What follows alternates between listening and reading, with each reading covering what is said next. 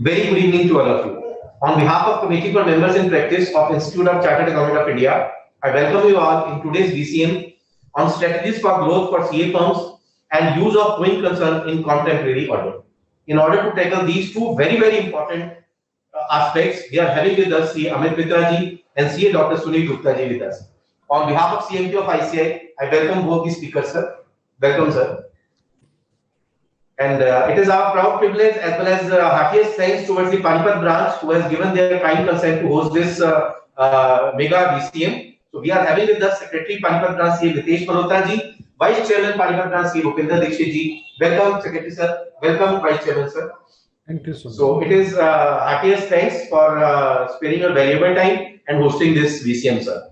So without wasting much more time, may I request the Secretary Panipat branch C. Nitesh Malhotra ji to please start the proceedings of the VCM. Ji, sir. Right, sir. Thank you, sir. Good afternoon to all of you. Our guest speakers of today's virtual CP meeting, CA Sunil Gupta ji and CA Amit Mitra ji. My colleagues in the Managing Committee of Panipat branch of NIRC of ICI and all the active participants, I welcome you all in today's webinar. Topic of today's meetings are strategies for growth of CA firms and use of going concern in contemporary audit. First topic, strategies for CA firm, will be delivered by CA Sunil Gupta ji, and the second topic, use of going concern in contemporary audit, will be delivered by CA Amit Mitra ji. Due to some reasons, CA Yogesh Goyal ji, Chairman of Panipat branch of NIRC of ICI, cannot join.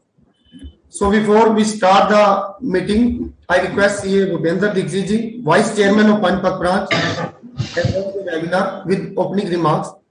Sir, Bhupinder ji. Thank you, Nitesh sir, और thank you Team ICAI for choosing such a wonderful topic. और really मैं आज जितने भी हमारे जो दोनों speaker हैं जो इनके बारे में अभी तक हमने काफी सुना था, तो अमित मित्रा जी और सुनील गुप्ता जी, आपके बारे में सर हमने डिफरेंट प्लेटफॉर्म पे कई बार सुना भी, देखा भी, बट आज आपको रियली वर्चुअली सुनने का मौका मिला. It's really nice for us, और we are very lucky to jointly host the program along with our the great institute ICAI. And sir, really this is the need of the hour. This is the time that we all should start of the for making the strategy for growth of our CS firm, because due to the scenario which is currently जो आज के time पे जो scenario आज के time पे है, जो प्रिवेलिंग है कंडीशन, इसके टाइम पे अगर हम स्ट्रेटेजिक बनाकर अगर हम नहीं आगे बढ़ते, अपनी प्रैक्टिस को नहीं जचाते, तो आई थिंक मोर और लेस हम कहीं ना कहीं ग्रोथ नहीं कर पाएंगे. तो I heartily welcome and I heartily thanks to the ICI for choosing Panipat branch for organizing jointly with such a wonderful topic. And I also welcome with the core of my heart and with a whole-handed to both the speaker of today program, CA Dr. Sunil Gupta ji and CA Amit Mitra ji. And thank you very much. Now over to Nitesh ji, Secretary. Thank you, Bhupinder ji. Now move on to the first topic. I would like to share some strategies that may help in our practice, CA practice, to grow fast. These are: group your clients, make great alliances with qualified and trusted professionals, ask for referrals, give additional benefits to your clients, do effective networking, find like-minded people for doing business, and keep yourself updated. Our guest speaker, CA Sunil Gupta ji, will discuss this issue with us in detail. Before we request CA Sunil Gupta ji to start his deliberation, I would like to introduce himself with all of us. CA Sunil Gupta ji qualified in May 2003. He works in New Delhi and having rich experience of more than 90. He has vast knowledge of GST and working in more than 20 states, and also associated with MSME, Government of India, and conducted various seminars for government and for different industries on behalf of MSME. He has successfully developed internal system including process and for various companies which help them to grow their business. He is also running a health NGO in the name of Sampurn Me, which is working 360-degree wellness, mind, diet and exercise for past 3 years. He is also awarded as honorary PhD in social services by reputed University of India recognized by UNO. Now I request CA Sunil Gupta ji to please share his findings and expert views on subject of today's webinar. Sir, over to you now. Thank you, CA Mitesh Malhotra ji, for inviting me, for introducing me. I would like to thank you, ICI and Bhupender ji and Agni Mitra ji. You all are with me. So, जैसे कि आज हमारा topic है strategy growth of chartered accountant firms. So आज हम उसी के ऊपर बात करने जा रहे हैं. So let's start the topic. Time हमारे पास थोड़ा सा कम रहता है, so we are going to start now.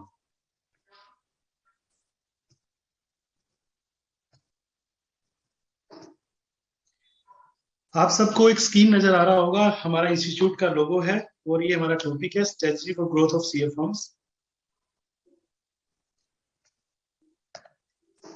तो सबसे पहले तो हमारे जितने सीए कुलीग्स हमारे साथ जुड़े हुए हैं, मैं सबसे रिक्वेस्ट करूंगा आप अपने लिए क्लैपिंग करें.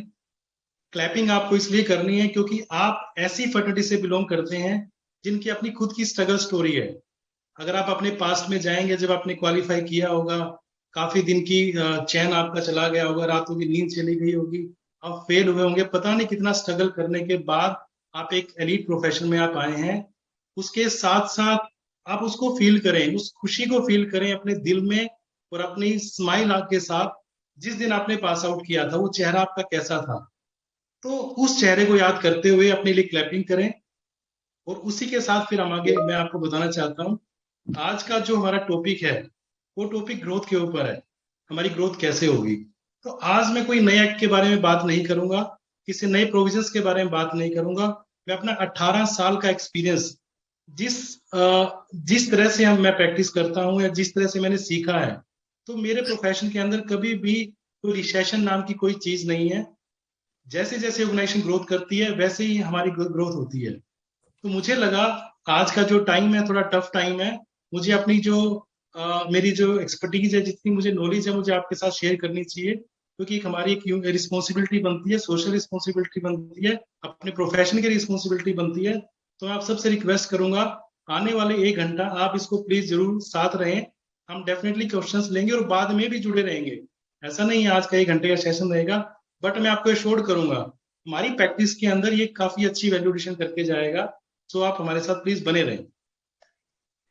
अपने सीए प्रोफेशंस के बारे में आपको क्या कहूं. अब्दुल कलाम जी ने कहा था chartered accountants are partners in national building. हमारा सी इंस्टीट्यूट 1949 में बना था और हमारा institute second largest accounting body है in the world after America. America number 1 पे है और हम सेकंड पे हैं. हम एक अच्छी क्लास से हम बिलोंग करते हैं और 3,27,081 हमारे मेंबर्स हैं 1 अप्रैल 2021 को. उसके साथ करीब 10 से 11 लाख हमारे सीए स्टूडेंट्स भी हैं जो हमारी इस फैमिली का हिस्सा है. तो कुल मिला के 14 से 15 लाख लोगों की हमारी फैमिली है. तो एक बड़ी फैमिली है और एक अच्छी खूबसूरत फैमिली है. हमें से 44% हम चार्टर्ड अकाउंटेंट प्रैक्टिस में हैं और 54% जॉब में हैं और 2% अदर बिजनेस करते हैं. अगर हम इसी ट्रेंड से कंटिन्यू करेंगे तो मुझे लगता है हमारा जो प्रैक्टिस का ग्राफ है वो कम होता जाएगा और जॉब का ग्राफ बढ़ता जाएगा. तो ये थोड़ा सा चिंता का विषय है. हम जो ओरिजिनली बने गए थे, ऑडिट के लिए बने गए थे, हमें ऑडिट में रहना चाहिए और प्रैक्टिस में रहना चाहिए. बट डेफिनेटली एक अच्छा स्कोप है जॉब के अंदर भी, मैं उसको मना नहीं करूंगा. बट कहीं ना कहीं हमारा जो ओरिजिन हुआ था वो एक बिजनेस के ऑडिट के लिए हुआ था और उसको एक एक प्रैक्टिस के लिए हुआ था. तो ये कहीं ना कहीं एक चिंता का विषय है जो धीरे धीरे लोग इम्प्रूवमेंट में जा रहे हैं. तो मैं आपको बताना चाहता हूँ हमारे को चेंज क्यों करना है. जैसा कि मैंने आपको बताया हमारा स्ट्रेटजी ग्रोथ की हम बात करते हैं, तो अपने को चेंज करना पड़ेगा. बिना चेंज करे हम अपनी ग्रोथ की बात नहीं कर सकते। उसके मैं कुछ एक कारण मैं आपको बताना चाहता हूँ। सबसे पहले ईज ऑफ डूइंग बिजनेस, जैसे कि 196 कंट्रीज का एक इंडेक्स है जो ये वर्ल्ड ऑर्गेनाइजेशन ने ये बनाया हुआ है, और उसमें से हमारी रैंकिंग पहले 145 146 होती थी। बट क्योंकि अब जो करंट गवर्नमेंट है, मोदी जी की जो गवर्नमेंट है, इन्होंने कहा था हम टॉप 50 में लेके आएंगे, उन्होंने करके दिखाया भी है। आज हमारी पोजीशन 63 है। तो ऐसा नहीं है ऐसे ही पोजीशन 63 पे आ गई, तो कहीं ना कहीं इसके पीछे काफी मेहनत होती है। जब तक हम एक फ्रेंडली एटमोसफियर किसी बिजनेस को नहीं देंगे, तो हम ईज ऑफ डूइंग बिजनेस के इंडेक्स में हाई नहीं जाएंगे। तो अब सारी चीजें धीरे धीरे करके ऑनलाइन होती जा रही हैं, तो इसलिए हमारे को चेंज करना पड़ेगा अपना प्रैक्टिस का, जो हमारा जो एक ट्रेडिशनल प्रैक्टिस चलती आ रही है उसको कहीं ना कहीं हमारे को चेंज करना पड़ेगा to match with the speed of a world. Online compliances की हम बात करते हैं। पहले अगर हम सेल टैक्स की बात करते हैं, वैट की बात करते हैं, या किसी दूसरे एक्ट की बात करते हैं, सब ऑफलाइन कंप्लायंसेस होते थे। तो कहीं ना कहीं अब जीएसटी है, इनकम टैक्स है, आरओसी है, हम किसी भी एक्ट को देखेंगे, सबके कंप्लायंसेस अब ऑनलाइन हो गए हैं। ऑनलाइन होने से क्या होगा, जो हम काम का करने का तरीका हमारे पहले 10 साल पहले या 20 साल पहले होता था, तो अब वो तरीका नहीं रहा। हमारे को उसी की हैबिट डालनी पड़ेगी, उसी तरह से अपने आप को चेंज करना पड़ेगा। Third point is the increase limitation of audit. जैसा कि हमने सब जीएसटी आए थे, सब हम बड़े खुश हुए थे, हमारा एक अच्छा दायरा बन गया था, हम स्टेट में काम करते थे, बट अब जीएसटी आने से हम पूरे इंडिया में हम काम कर पा रहे हैं। तो एक जीएसटी ऑडिट का कंसेप्ट आया था, तो हम लोगों ने काफी, हमारा प्रैक्टिस भी काफी धीरे धीरे बढ़ी थी। बट अब गवर्नमेंट ने जीएसटी ऑडिट खत्म कर दिया है, और अब नफरा की स्टेटमेंट्स तो आप देख ही रहे हैं, डे बाई डे जो डिस्कस चल रहा है। तो कहीं ना कहीं कैप लगने जा रहा है ऑडिट के ऊपर, तो वो भी एक इश्यू है जिसकी वजह से हमें अपने आप को चेंज करना पड़ेगा। एक हम फेसलेस असेसमेंट की बात करते हैं। पहले हमारी क्रिएटिबिलिटी डिपार्टमेंट में होती थी, हम डिपार्टमेंट जाते थे और अपनी क्रिएटिबिलिटी के साथ, अपनी सीनियोरिटी के हिसाब से हम अपनी असेसमेंट्स वगैरह कराते थे। अब सब चीजें फेसलेस हो गई हैं, हमें अपना जवाब कंप्यूटर को ही देना पड़ता है। अब कंप्यूटर को हम जवाब दे रहे हैं, तो क्रिएटिबिलिटी फेस की नहीं बनेगी। तो डिपार्टमेंट बंद होने से, डिपार्टमेंट खत्म होने से कहीं ना कहीं क्रिएटिबिलिटी पे इम्पैक्ट हमारा पड़ा है। फ्रीक्वेंट चेंजेस ऑफ लॉ, अगर हम इसकी बात करते हैं, जैसे कि पहले हमारे पास एक्साइज होता था, वैट होता था, तो सबकी उसके बाद सर्विस टैक्स था, और काफी सारे लॉज आते गए और जाते गए। हमने सब ने अपनी जितनी भी हमारी एक्सपीरियंस है, जितनी भी हमारी नॉलेज है, हमने सब एक्ट को धीरे धीरे पढ़ा है, और कहीं ना कहीं एब्सोल्यूट होते गए। आज हम जिस एक्ट की बात करते हैं, हो सकता है 5 साल के बाद वो भी चेंज हो जाए, तो उसके बाद फिर हमें कुछ नया एक्ट पढ़ना पड़ेगा। ये भी सबसे बड़ा कारण है। तो क्या हमें सारे एक्ट को रेगुलर लाइफ टाइम पढ़ना पड़ेगा, कि कुछ और भी हम कुछ कर सकते हैं? तो ये सोचने का विषय है। डिजिटल वर्ल्ड की हम बात करें, पहले हम सब, हमारे पास लाइब्रेरी होती थी बुक्स की, हम नई नई बुक्स खरीदते थे, पढ़ते थे। लेकिन अब इंटरनेट, आज का इंटरनेट युग है, और इसके अंदर सब ऑनलाइन हो गया है, डिजिटल वर्ल्ड ऑनलाइन हो गया है, तो बहुत सारी चीजें अब ऑनलाइन हो गई। ऑनलाइन होने से क्या हुआ, कहीं ना कहीं हम जो स्टडी पढ़ते थे और जो दिमाग में हमारी चीजें रहती थी, वो कहीं ना कहीं शिफ्ट हो गया है ऑनलाइन। जब भी हमारे को किसी चीज की रिक्वायरमेंट होती है, हम ऑनलाइन जाते हैं और उन चीजों को फाइंड आउट करते हैं, और उसका हम रिप्लाई वगैरह फाइल कर देते हैं। तो ये एक बहुत बड़ा इम्पैक्ट है डिजिटल वर्ल्ड का। Traditional practice versus expert versus networking, जैसा कि हमारी 90% ऑफ फर्म्स हैं ट्रेडिशनल प्रैक्टिस पे बिलीव करती है। हम जीएसटी भी करते हैं, हम इनकम टैक्स भी करते हैं, हम आरओसी भी करते हैं, सारी हम चीजें करते हैं। बट आज का जो कंपटीशन है, जो आज की मार्केट है, वो कट थ्रोट मार्केट है। तो हमारे को ना किसी चीज के ऊपर एक्सपर्टीज हमें लेनी पड़ेगी। अगर हम किसी चीज की एक्सपर्टीज लेके आएंगे, तभी हम जाके कहीं ना कहीं एक स्टैंड कर पाएंगे, और इस एनवायरनमेंट के अंदर अपने आप को हम एक अच्छी नेक्स्ट लेवल पे हम तभी लेके जा सकते हैं, जब हम किसी चीज में एक्सपर्ट होंगे। जैसे कि आप सब जानते हैं, अब नेटवर्किंग कंसेप्ट आया है, और एक अच्छी पहल हमारे इंस्टीट्यूट ने की है। तो नेटवर्किंग की वजह से हम डिफरेंट डिफरेंट लोगों के साथ कनेक्ट कर सकते हैं। अपनी फैकल्टी में जो डिफरेंट डिफरेंट एक्सपर्टीज इनकी है, उनके साथ कनेक्ट कर सकते हैं। तो हम एक्सपर्ट बन के नेटवर्किंग करने के बाद एक ट्रेडिशनल प्रैक्टिस को छोड़ के इस दिशा में जाएं, तो हम डेफिनेटली, हमारे को एक ग्रोथ के चांसेस काफी रहेंगे। हम आर्टिफिशियल इंटेलिजेंस की बात करते हैं, जैसा कि आप सब लोग जानते हैं, आज का टाइम एआई का है। हम यूट्यूब पे कोई वीडियो देखते हैं, तो हमारे जो हम वीडियोस देखते हैं, उसके रेलिवेंट वीडियोस अपने आप आने लगती है, तो उसका कारण एआई है। इसी तरह से अकाउंट्स की हम बात करें, ऑडिट की हम बात करें, तो डिफरेंट डिफरेंट टूल्स मार्केट में हैं, जो with the help of AI उसको धीरे धीरे रिप्लेस करते जा रहे हैं। तो जो चीजें हम काम करते थे, वो काम अब एआई कर रहा है। अब हमें क्या करना है, हमें वो काम करने हैं जो एआई नहीं कर सकता। तो ये एक इंपॉर्टेंट फैक्टर है। कंप्लायंसेस की अगर हम बात करते हैं, कंप्लायंसेस एक बर्डन है, एक कॉस्ट है किसी भी बिजनेस ओनर के लिए। गवर्नमेंट ने कुछ चीजें एक बिजनेसमैन के ऊपर इम्पोज की हुई हैं, उसके लिए वो कंप्लायंसेस करता है। बट कंप्लायंसेस उसके रिवेन्यू में या उसकी ग्रोथ में कहीं ना कहीं वो पार्टिसिपेट नहीं करते। डेफिनेटली एक इंपॉर्टेंट पैरामीटर से हम बने इसी चीज के लिए हैं, बट कहीं ना कहीं कॉस्ट का पार्ट एक बिजनेस ओनर के लिए रहता है। ये भी सोचने की बात है। ग्लोबलाइजेशन की हम बात करते हैं, जैसा कि मैंने आपको कहा, हम पहले ट्रेडिशनल प्रैक्टिस में बिलीव करते थे क्योंकि उस टाइम इंटरनेट युग नहीं था। बट अब इंटरनेट युग है, इंटरनेट युग होने से क्या हुआ, अब ग्लोबलाइजेशन हो गया है। हम जिस चीज में एक्सपर्ट बनेंगे, कहीं ना कहीं हम जो सर्विस यहाँ दे रहे हैं वो बाहर भी दे सकते हैं, क्योंकि नेट की वजह से या इतना इजीनेस की वजह से हम कहीं भी किसी से भी कनेक्ट कर सकते हैं। तो ये एक सबसे बड़ा इम्पैक्ट है। ये सारे फैक्टर्स हैं जिसकी वजह से हमें अपने आप को चेंज करना चाहिए। मैं बात करना चाहूंगा sky is not the limit. अब मैं आपको बात बताना चाहता हूँ, जो ग्रोथ है एक necessity is the mother of inventions. तो necessity is the mother of inventions का मतलब क्या हुआ, देखिए कभी भी जब हम सक्सेस होते हैं, वो हमारे को क्रिएटिविटी और इनोवेशन नहीं देता, वो हमारे को सक्सेस देता है। हमारे को क्रिएटिविटी और इनोवेशन कब देता है, जब हम कभी भी डाउनफॉल फील करें या फेलियर फील करते हैं, तो कहीं ना कहीं हमारे को एक उस टाइम पे हमारे को एक नई चीज इन्वेंट करने की एक इच्छा होती है और एक हमारे को एक ताकत मिलती है जब हम डाउनफॉल फील करते हैं। ये वो राइट टाइम है। आज हमारे को मोटिवेशन चाहिए ताकि हम नई चीजें इन्वेंट कर पाए, जिसकी वजह से हम इंडस्ट्री के साथ और अपनी इकोनॉमी के साथ एक पेस पे हम चलें और इंश्योर करें हमारी ग्रोथ हमारी इकोनॉमी के हिसाब से और एक बिजनेस के हिसाब से हो। मैं अपनी इकोनॉमी की बात करना चाहता हूँ। जैसे कि आप सब जानते हैं, हमारा इंडिया एक बड़ा देश है और दुनिया की 6th सबसे बड़ी लार्जेस्ट हमारी इकोनॉमी है। और अगर हम परचेजिंग पावर की बात करते हैं, तो हमारी 3rd लार्जेस्ट कंट्री है जो परचेजिंग पावर पे नंबर 3 पे आती है। और अगर हम एक्ट की बात करते हैं, तो जैसे अब कंपनीज हम बात करें तो करीब 22 लाख कंपनीज रजिस्टर्ड है इंडिया के अंदर। एमएसएमई की बात करें, करीब 14 लाख एमएसएमई एंटिटीज हैं। जीएसटी रजिस्ट्रेशन की बात करते हैं, 129 लाख 1 करोड़ 29 लाख जीएसटी रजिस्ट्रेशन है। तो इतनी सारी चीजें हमारे सामने हैं, बस हमें नजरिया चाहिए, हम उस किस नजर से इनको देखें और किस तरह से हम उनकी ग्रोथ में पार्टिसिपेट करें, ताकि हमारी ग्रोथ इकोनॉमी के साथ और एक बिजनेस के साथ हमारी ग्रोथ भी इंश्योर हो जाए। अब बात करते हैं ऑर्गेनाइजेशन ग्रोथ और प्रोफेशनल ग्रोथ में क्या फर्क है और ये क्या चीज है। ऑर्गेनाइजेशन ग्रोथ की हम बात करते हैं, अगर हम बिजनेस की बात करें, एक बिजनेस एक साइंस भी है और एक आर्ट भी है। बट इंडिया में ज्यादातर देखा गया है, लोग बिजनेस की स्टडी कम करते हैं और सीधा बिजनेस करते हैं, तो धीरे धीरे करके सीखते हैं। जबकि साइंस और आर्ट का मतलब क्या हुआ, पहले सीखना, उसके बाद एक्सपर्टीज, वो स्किल आपने डेवलप करनी, आप किस तरह से उस साइंस को आप एडोप्ट करते हैं, कैसे बिजनेस में उन चीजों को लेके आते हैं। बट यहाँ पे अनफॉर्चुनेटली इंडिया के अंदर साइंस पार्ट पे लोग कम है और सीख सीख के बिजनेस ज्यादा करते हैं।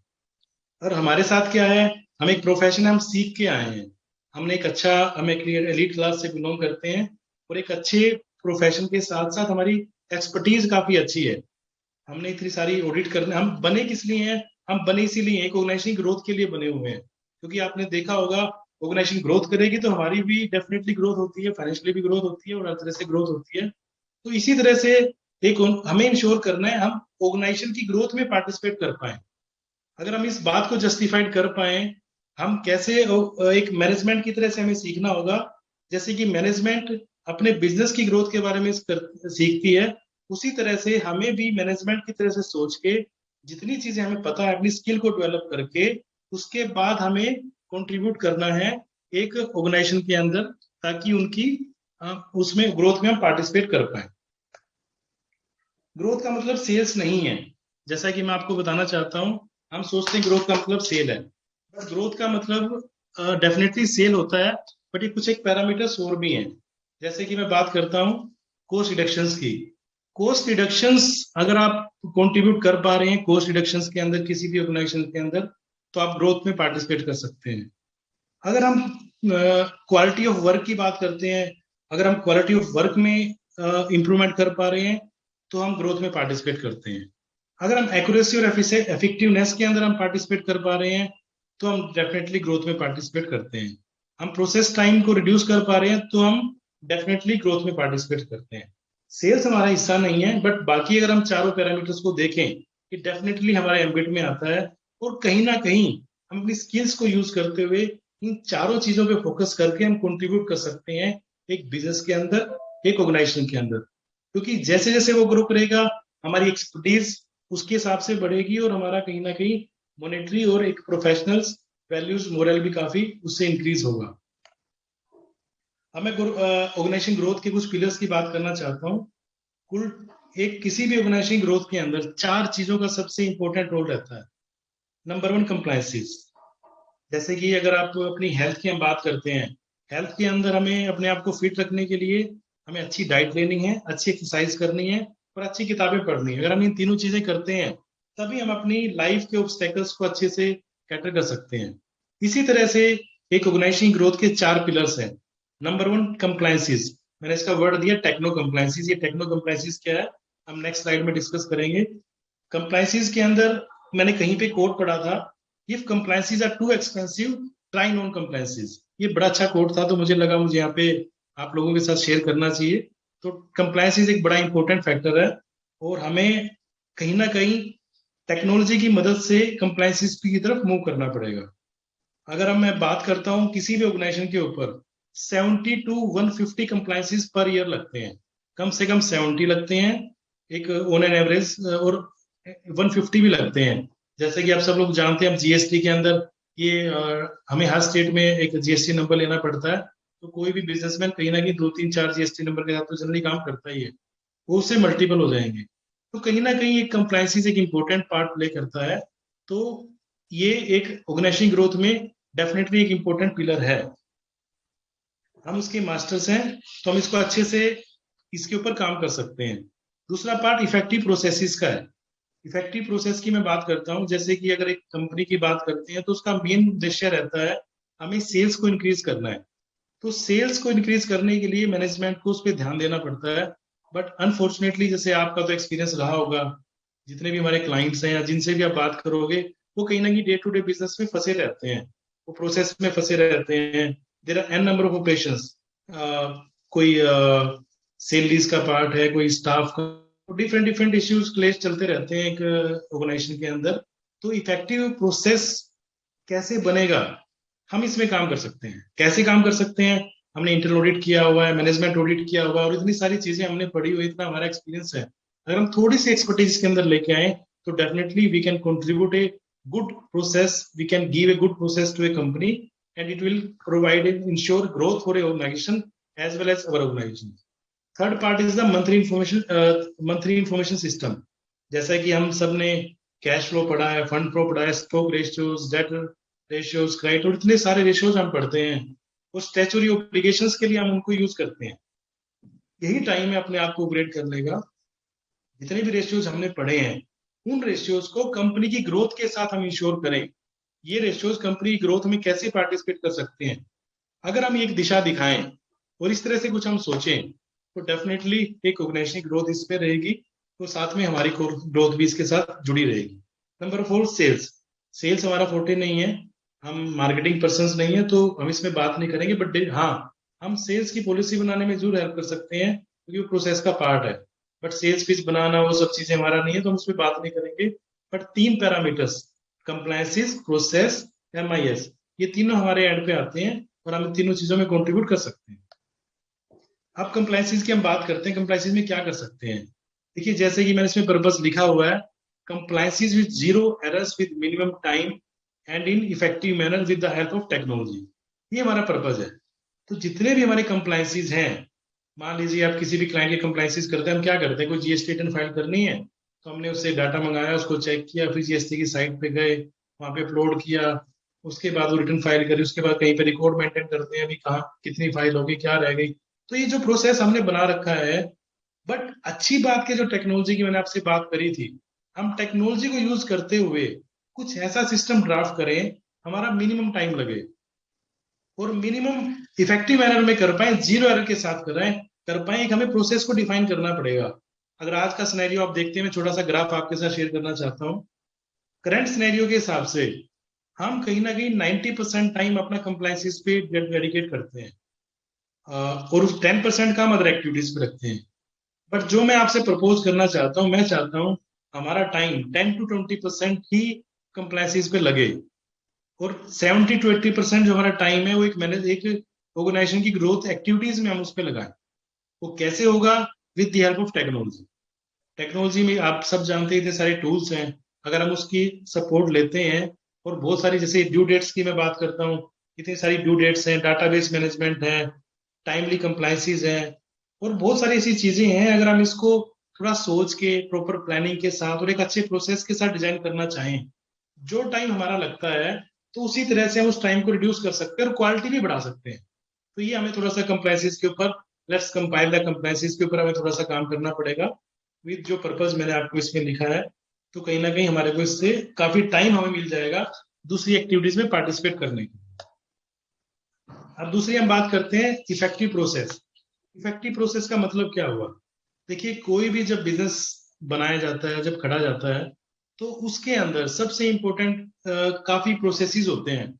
जैसे कि मान लीजिए मैन्युफैक्चरिंग कंसर्न है, तो मैन्युफैक्चरिंग कंसर्न के अंदर अगर आप देखेंगे मैन्युफैक्चरिंग कैसे करनी है उसका प्रोसेस हम बना सकते हैं, परचेज कैसे करना है, सेल्स का प्रोसेस है, आरटीजीएस का प्रोसेस है, कैश का प्रोसेस है, सेलिंग का प्रोसेस है, काफी सारे आपको इतनी सारी चीजें आपको मिलेंगी।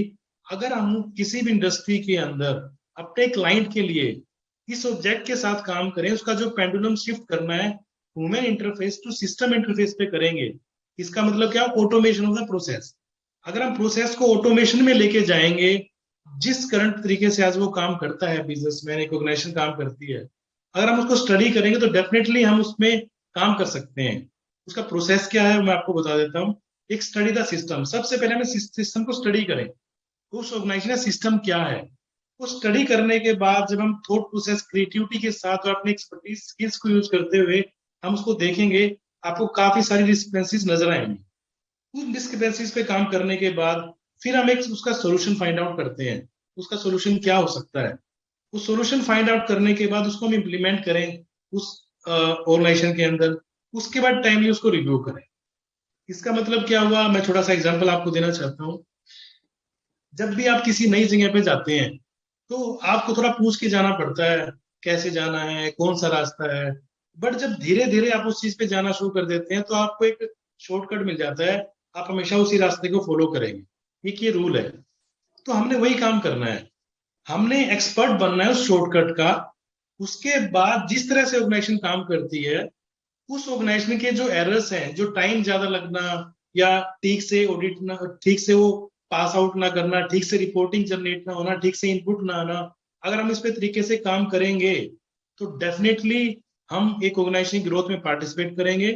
और मैनेजमेंट को कहीं ना कहीं एक अपना एक बिजनेस पार्टनर, हमारे एज ए बिजनेस पार्टनर हमारे को देखेगा, और कहीं ना कहीं हम उसकी ग्रोथ में कंट्रीब्यूट करेंगे। जब हम उसकी ग्रोथ में कंट्रीब्यूट करेंगे तो डेफिनेटली हमारी ग्रोथ उनके साथ होने वाली है।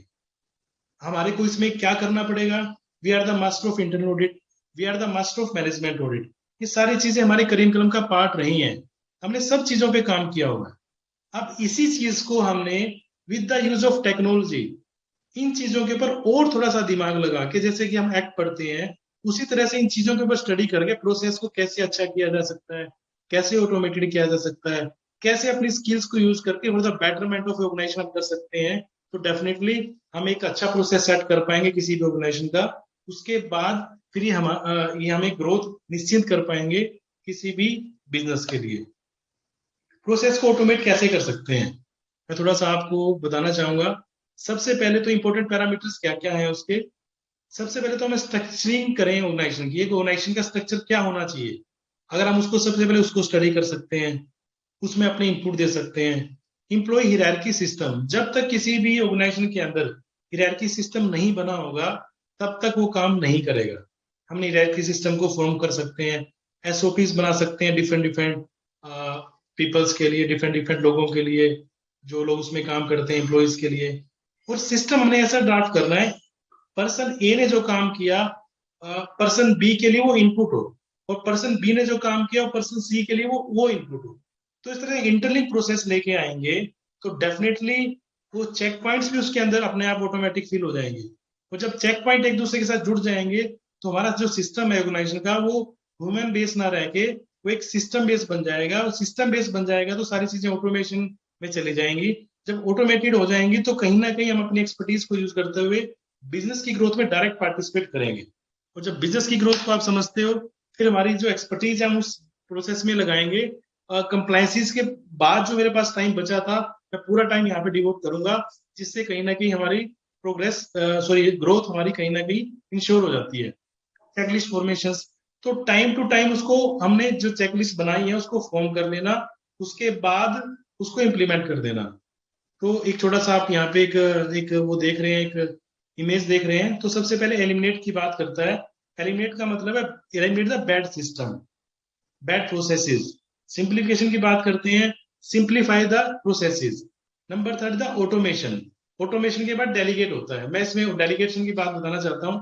कुछ चीजें होती हैं जो हम ऑटोमेट नहीं कर सकते, तो हम क्या करते हैं, हम जो भी काम करते हैं हम सोचते हैं हम ये काम हम ही कर सकते हैं, कोई दूसरा काम नहीं कर सकता। बट हमारे को डेलीगेशन आना चाहिए। अगर हम कोई भी काम करते हैं, अगर हमें लगता है इस काम को मैं किसी को डेलीगेट करूं with the help of their training and other things, अगर वो उसको कर पाए 70% तक, तो डेफिनेटली हमें उस प्रोसेस को डेलीगेट करना चाहिए। तो जब ये सारी चीजें एक प्रोसेस में डिफाइंड हो जाती हैं तो एक प्रोसेस हम अच्छा बना सकते हैं। ये ऑटोमेशन की तरफ ये लेके जाएगा। मैं आपको एक दो यहाँ पे प्रोसेसेस बताना चाहूंगा हमने क्या किया। हमारे क्लाइंट है, एक बड़े क्लाइंट है, ट्रांसपोर्ट इंडस्ट्री, और करीब 15 से 20, पता है ट्रांसपोर्ट इंडस्ट्री के अंदर कैश पेमेंट करनी पड़ती है ड्राइवर्स को। तो वहां से जब तक वो रिपोर्ट आती तब तक वो काफी सारी चीजें जब वहां से रिपोर्ट आती तो काफी सारी चीजें मिसमैनेज हो चुकी होती थी। कुछ किसी ने काफी बार कैश की चोरी हुई, तो काफी बार ऐसा हुआ। तो उसकी मेन प्रॉब्लम क्या थी, उनके पास कंप्यूटर नहीं था। सर कंप्यूटर नहीं है, हम कैसे रिपोर्ट भेजें। वो जब रिपोर्ट भेजते तब तक काफी देर हो चुकी होती।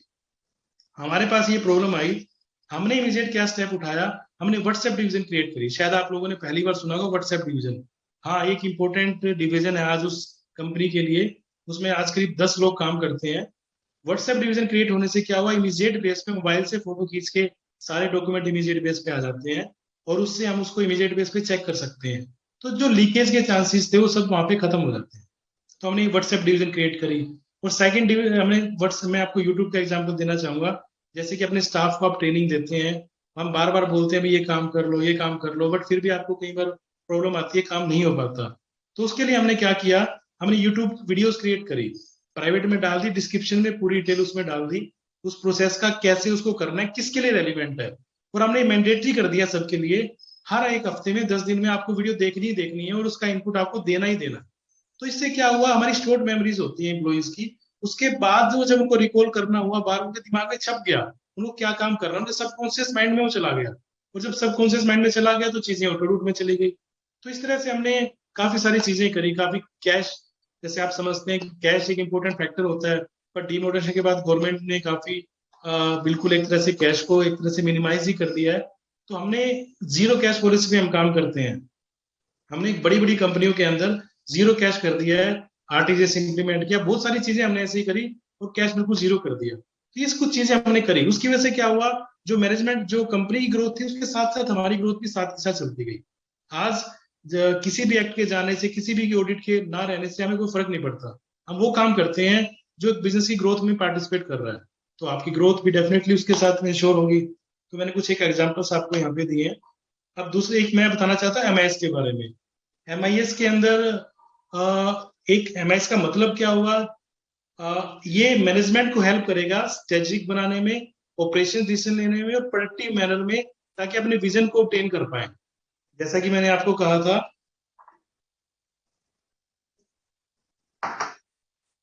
हमने काफी सारे रेशियोज को स्टडी किया हुआ है, cash flow, fund flow, stock management, इतनी सारी चीजें हमने स्टडी करी है। हम उस जो स्टडी करने के बाद हम स्टैट्यूटरी कंप्लायंसेस के ऊपर हम उसको फोकस करके चलते हैं।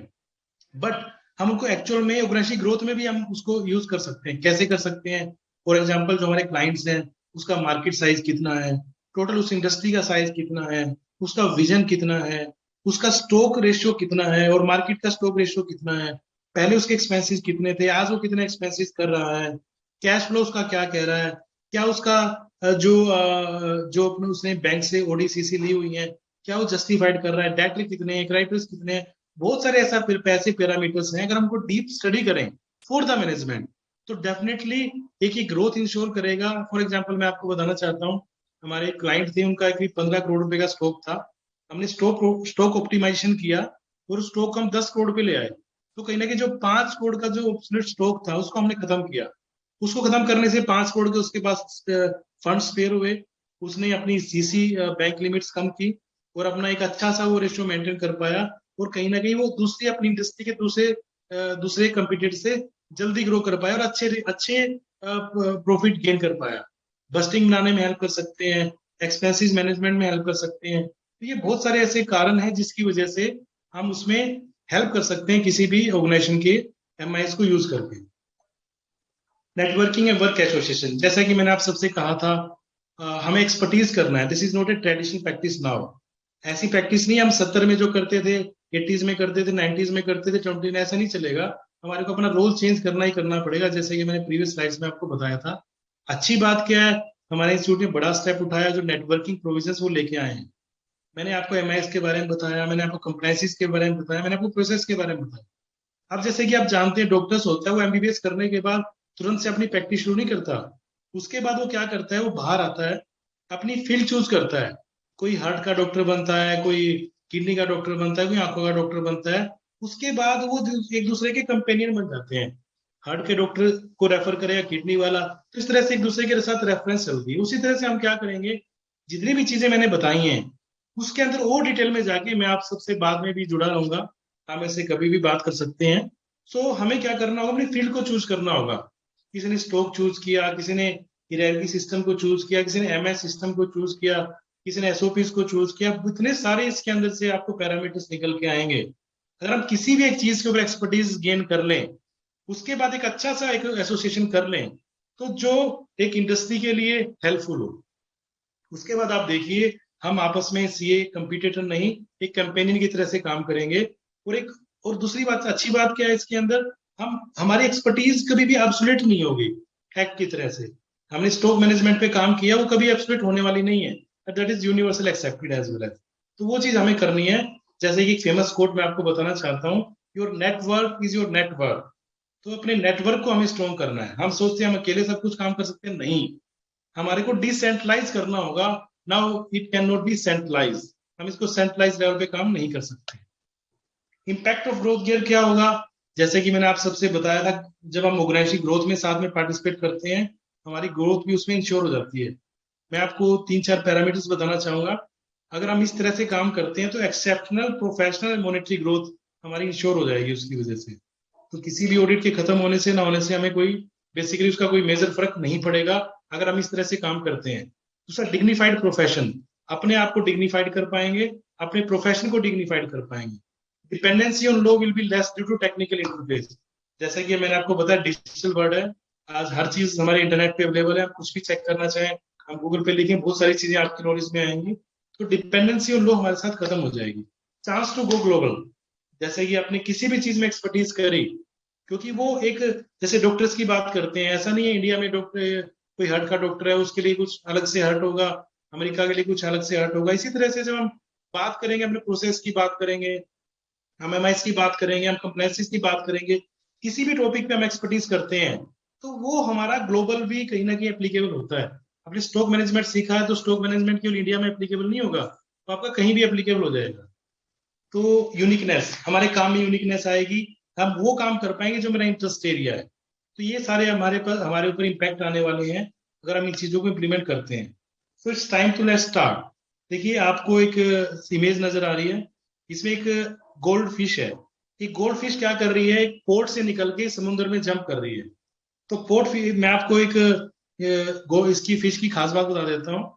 जो गोल्डन फिश होती है, अगर आप इसको पोर्ट में रखेंगे तो ये पोर्ट के साइज की रहेगी।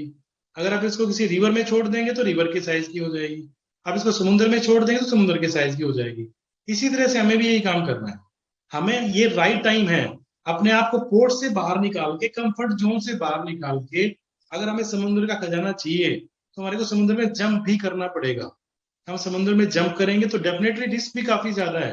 आपको बड़े जानवर मिल सकते हैं, वहां पे तूफान आएंगे, बहुत सारी चीजें आएंगी, बट जिंदगी का नाम चलते रहना है। अगर हमें पौंड की जिंदगी चाहिए तो देन ओके। अगर आपको कुछ ना कुछ अलग करना है, ग्रोथ इंश्योर करनी है और अपना नाम अच्छा आपको करना है, बट आपको उसके लिए मेहनत तो करनी पड़ेगी। आपको थोड़ा सा कहीं ना कहीं रिस्क तो इन्वॉल्व उसके अंदर रहेगा। तो आपको समुद्र में जंप करने के लिए मुझे लगता है हमें सबको तैयार रहना चाहिए। ये मैं थोड़ा सा अपने बारे में बताना चाहता हूँ। मैं 2003 में मैंने क्वालिफाई किया था। हमारा जो कोर एरिया है हमारे implementation, system automation, compliances automation and process automation simplification पे है, और ये इस पे हम काम करते हैं। हमारी एक एनजीओ, जैसे कि नितेश जी ने बताया, संपूर्णमी के नाम से है, जहाँ पे हम फिजिकल, ये एक एनजीओ हमने बना रखा है। हम चाहते हैं हमारा पूरा देश स्वस्थ हो जाए, हमारे जितने भी प्रोफेशनल फ्रेंड्स हैं वो सब स्वस्थ हो जाए। फिजिकल इसमें करीब 10,000 लोगों की हम हेल्प कर चुके हैं, फिजिकल हेल्थ, मेंटल हेल्थ और डाइट के अंदर। और मुझे अभी डॉक्टरेट की उपाधि भी सोशल सर्विस के लिए मिली है। और मेरा लाइफ का जो एम है, to society, serving the society and serving to our CA profession. आज की ये मेरे पास जो टाइम था, जो अलॉटेड टाइम था, मैंने उस टाइम में अपनी पीपीटी खत्म की है। अगर हम इस टॉपिक पे आप दोबारा से कोई बात करना चाहते हैं, ये मेरा फोन नंबर है, मुझसे बात कर सकते हैं। I am always available. उसके बाद अब कोई भी क्वेश्चन है, हम 10 मिनट के लिए क्वेश्चन सेशन रखेंगे। अब हम क्वेश्चन ले सकते हैं। Thank you. उम्मीद करता हूँ आज का सेशन आपके लिए फ्रूटफुल रहा होगा। जिन चीजों पे मैंने बात की, प्रोसेस के ऊपर, एमआईएस के ऊपर और कंप्लायंसेस के ऊपर, मुझे लगता है ये एक वैल्यू एडिशन रहेगा।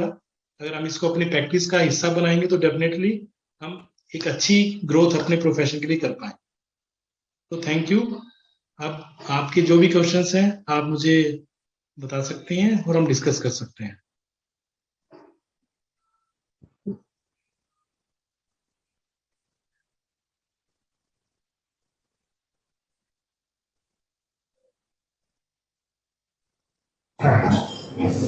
So can you hear me? So can you hear me? Yes, sir. Yes, sir. So there is one question: in case of companies continuously making losses and holding company has given support, whether it will be considered as going or otherwise? Sir ये question sir मित्रा sir का है। तो ये अच्छा, हाँ, ये मित्रा sir का आ गया।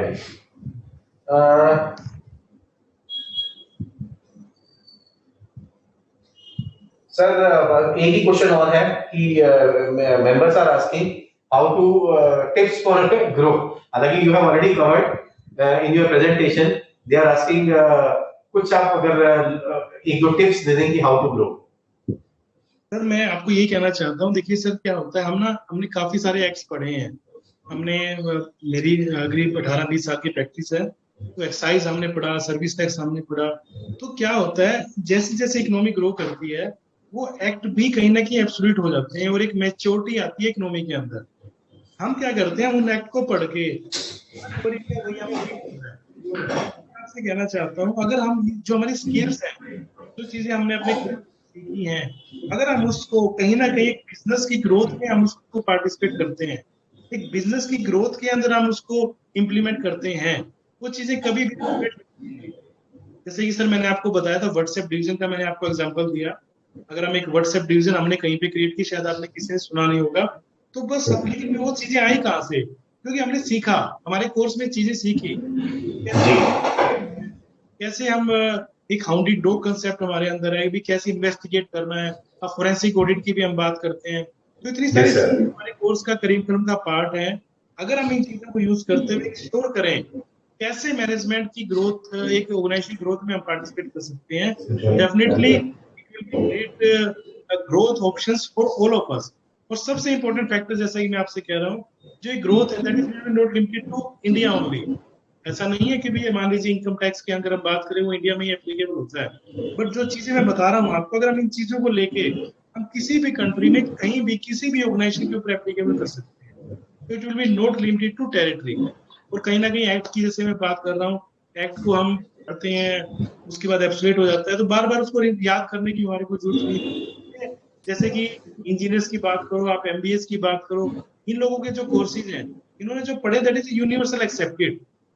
तो इसी तरह से जो मैं आपसे बात कर रहा हूँ ये भी यूनिवर्सल एक्सेप्टेड है, तो हम कहीं भी इस चीज को इम्प्लीमेंट कर सकते हैं। तो मुझे लगता है इसके साथ साथ हम थोड़ा सा टाइम आप कंप्लायंसेस को ऑटोमेट में डाल के इन चीजों पे लगाएंगे तो हमारी मैच्योरिटी, हमारी ग्रोथ और कहीं ना कहीं इंटरेस्ट लेवल बना रहेगा और एक डिग्निटी भी हम मेंटेन कर पाएंगे।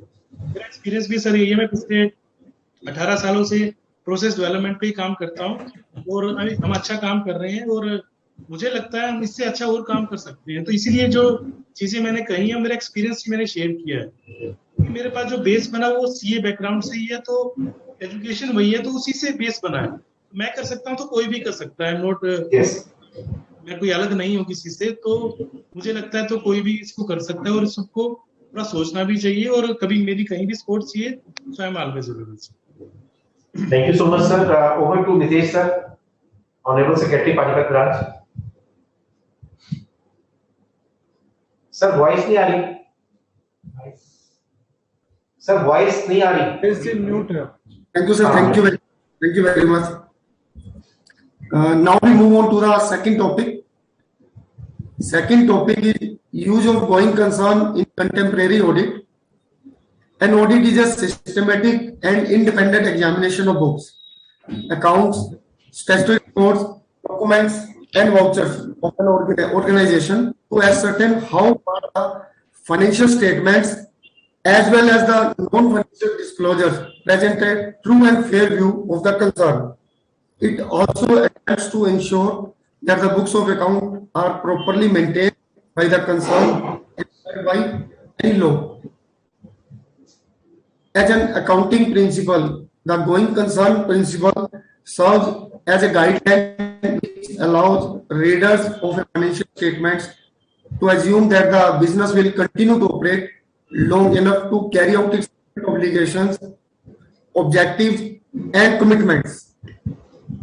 Our guest speaker, CA Amit Mitra ji, will discuss this issue with us in detail. Before we request CA Amit Mitra ji to start his deliberation, I would like to introduce himself with all of us. CA Amit Mitra ji is a senior audit partner with MSKA and Associates.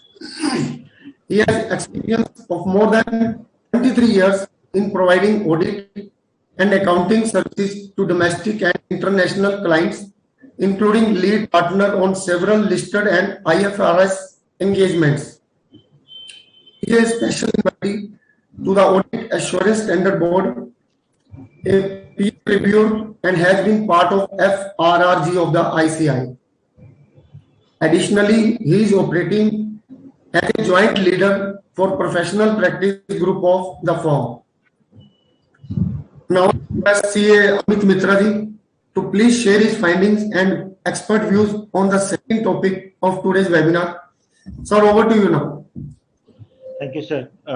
Good afternoon to all my friends and colleagues. Thank you so much to Bhupender ji. Thank you so much to the other office bearers, and it's my privilege to be part of this esteemed group.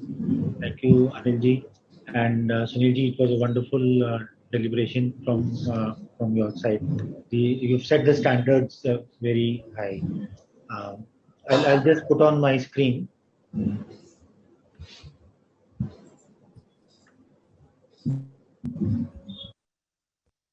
Is the screen visible? If someone can please confirm. Yes, sir, it's visible. Sure.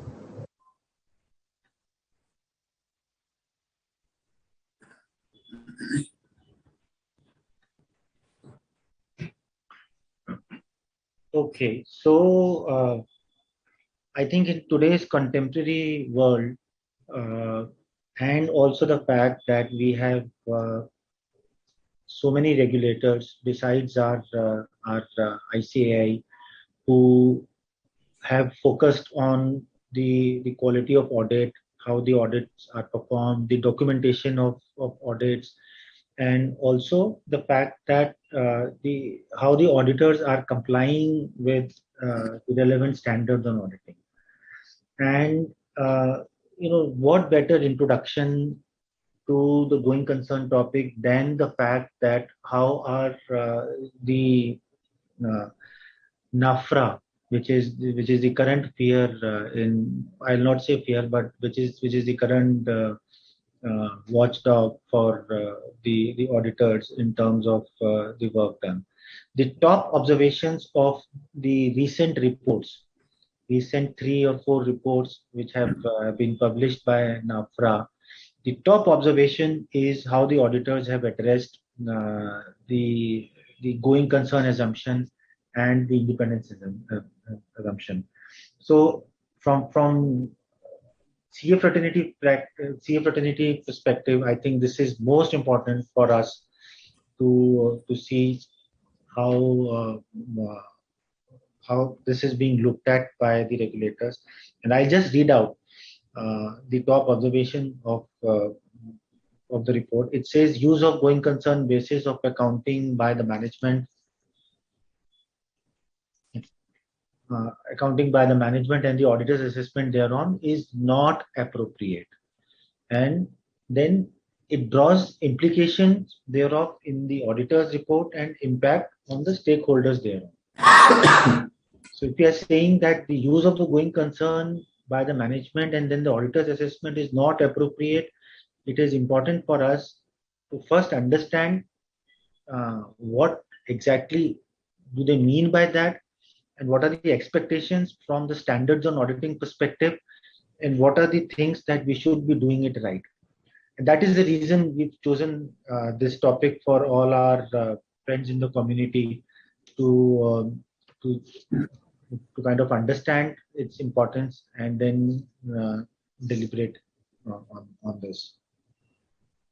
Give me a minute. I just want to.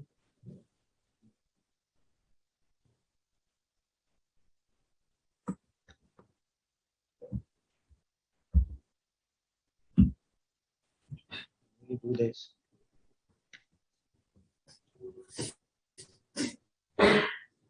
Yeah. So, what are the top observations in the going concern? When I say top observations, I mean observations picked up by the various regulators, and I'm stressing more on NAFRA because this is something which gets published in the internet. It is easily available to us as a community. It is available to our prospective customers. It is easily available to the other regulators. And these are some very, very basic things, extremely basic things. There's nothing new that probably I would be putting in any of my slides, but it is important for us to understand that these things are gaining importance only because of the fact that people are relying on our work, there are a lot of stakeholders who want to have a look at our report and then place investments accordingly. So one of the observations, or let's say the top 3-4 observations on the going concern in the report is that the auditors, in the documentation of the auditors, there were no record of projected cash flow. Now, if in the auditor's documentation, if there is no record of the projected cash flow, it becomes very difficult for the auditor tomorrow to stand up in the court of law and say that he has gained comfort on the going concern. This is a basic premise. So one needs to be wary of the fact, one needs to be careful of what is the requirement of the going concern. How do you want to proceed with that? And then again, it is needless to mention that even if you have a projected cash flow statement, that's just the starting point. One would need to evaluate the cash flow statement, which would mean that the assumptions used to prepare the cash flow statement, those assumptions needs to be validated. The auditor needs to get comfort upon those. The auditor needs to audit that statement. It is just not receiving the statement and keeping it in your file. So this examination is a must. And then in one of the case, the regulators pointed out that though there was no cash flow projections available in the archived file, in the electronic file, this auditor gave the statement in hard documentation file. So the regulators went one step ahead, and they did not accept that document as audit evidence, because they said that the reference of this hard document is not there in the archive file. So if the reference is not there in the archive file, then that would mean that this particular piece of document may not be available at the time when the report was released, or at the time when the report was signed off. So they've gone to this extent. So just ensure that whatever documentation the auditors are collecting at the time of signing of audit, there is a proper index, there is a way where you could actually, if not physically archive it, but you could kind of seal it, store it in a place which has a proper index, so that tomorrow if there is a question by the regulators, you can demonstrate to them that all these documentations were actually available at the time of sign off of your financial statement. Then another point which the regulators observed were that in one of the case, the assessment of going concern was shown as clean, in spite of the fact that there were certain ratios which were apparent in the financial statements, like a high debt equity ratio or a negative cash flow, or high debt servicing ratio in comparison to previous years or previous 2-3 years. So they were of the view that if the ratios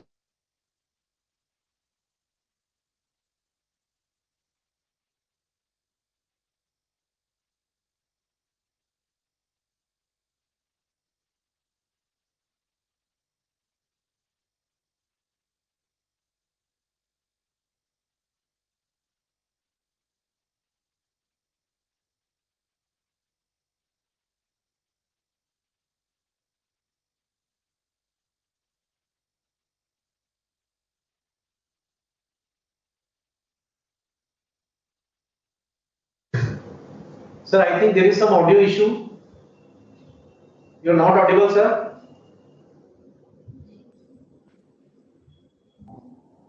Sir, you are not audible. Am I audible now?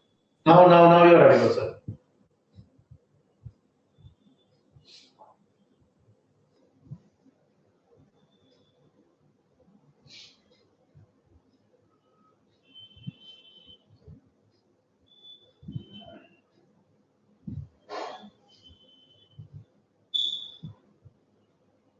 I hope some network issue that side, sir.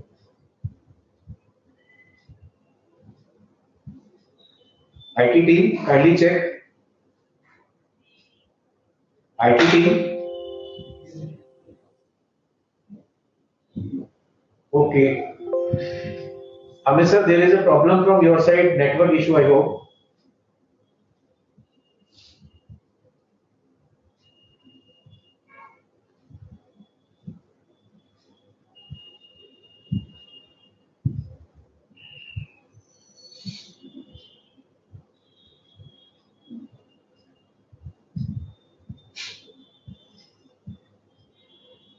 Sir, I hope network issue is there. You are not audible. Not audible.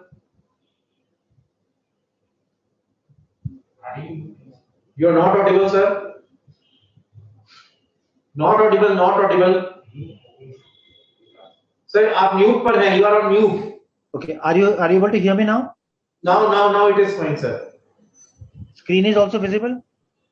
अभी screen share नहीं हुई, sir. Kindly share your screen. Sure, sir. Sure.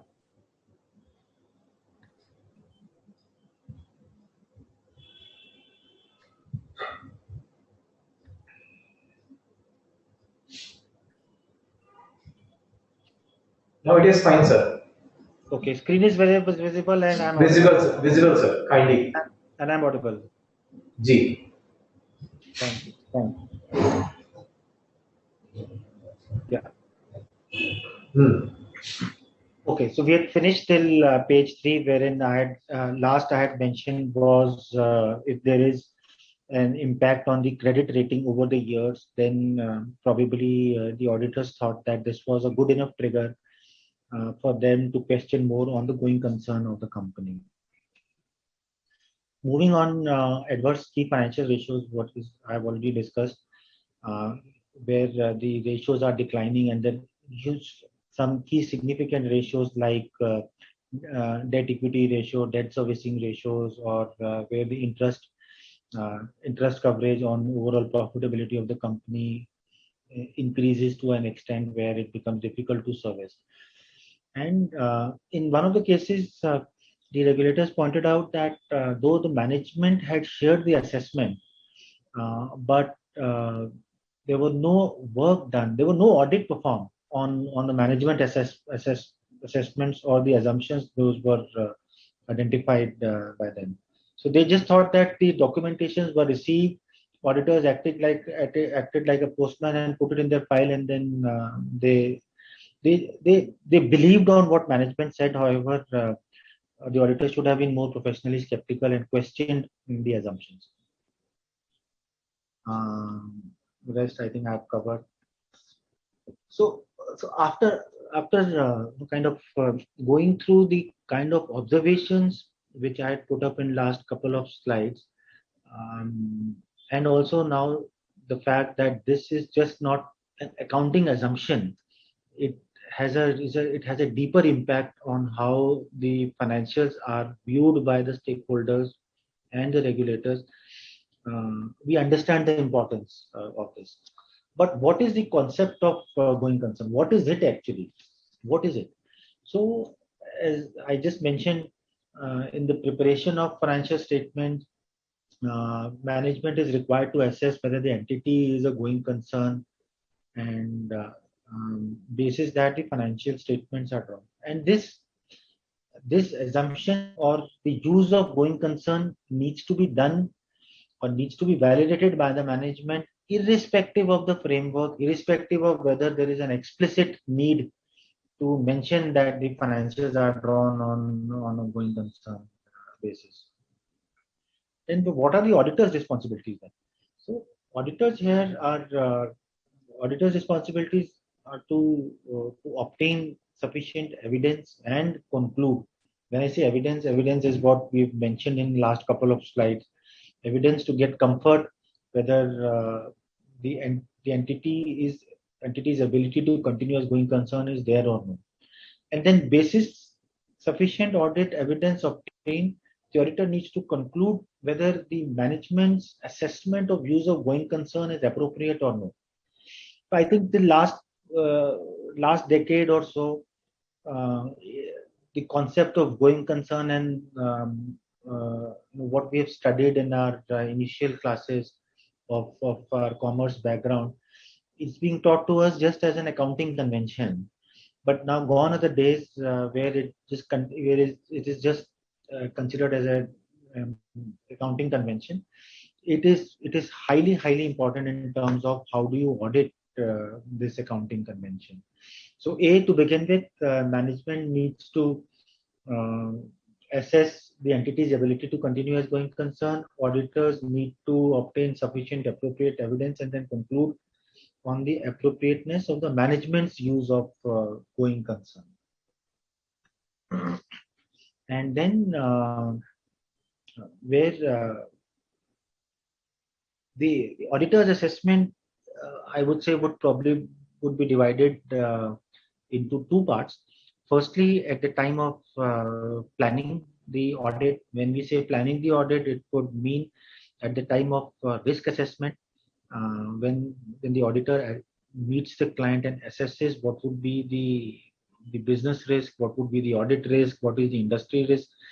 That is the time they also need to understand and work on the going concern assumption of the entity.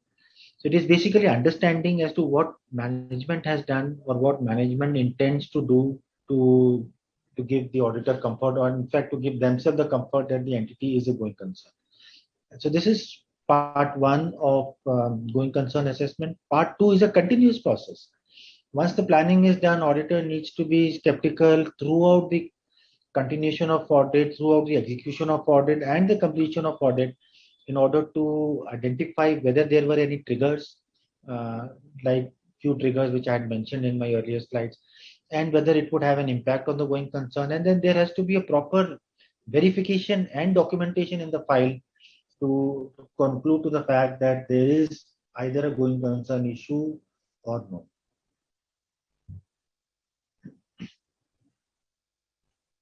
So this I just covered at the time of planning, and then planning would also include more timely discussion with the management. The discussion needs to be more contemporaneous. The discussion needs to ensure that any trigger that is identified by the auditor and which is documented needs to circle it back to the management to understand their perspective, and also the fact that why they are considering these issues as not triggers for going concern, or if they are considering what are the safeguards that the company has in place. And then the execution, which I've already mentioned. I'll move on. Okay, reporting. So we've done the planning, we've done the discussion on going concern with the management, we've performed our work. Now, what are the expectations in terms of reporting on the going concern? Okay, now if in the auditor's judgment, management use of going concern is inappropriate, which means that management believes that they don't have a going concern issue, but the auditors, based on the audit evidence obtained and the verification done, and also based on the discussions if is held with the management and the accounting ratios and the credit rating downgrading and all those factors, auditors is of the view that going concern assumption is not appropriate, then which means we are in a situation where there is a disagreement with the management. Now, in a situation where there is a disagreement, the auditors don't have much of a choice but to express an adverse opinion. Okay. Now, if adequate disclosures are there in the financial statement regarding the material uncertainty, and the auditors also believe that there is material uncertainty there in the management. So there is the going concern assumption is at risk. There is a material uncertainty related to going concern, but it is still a going concern. It continues to be in the risk bracket. So the difference between point 1 and point 2 is in point 2, there is an agreement between the management and the auditor. Now in this situation, both management and the auditor agree that there is a risk of going concern, there is material uncertainty.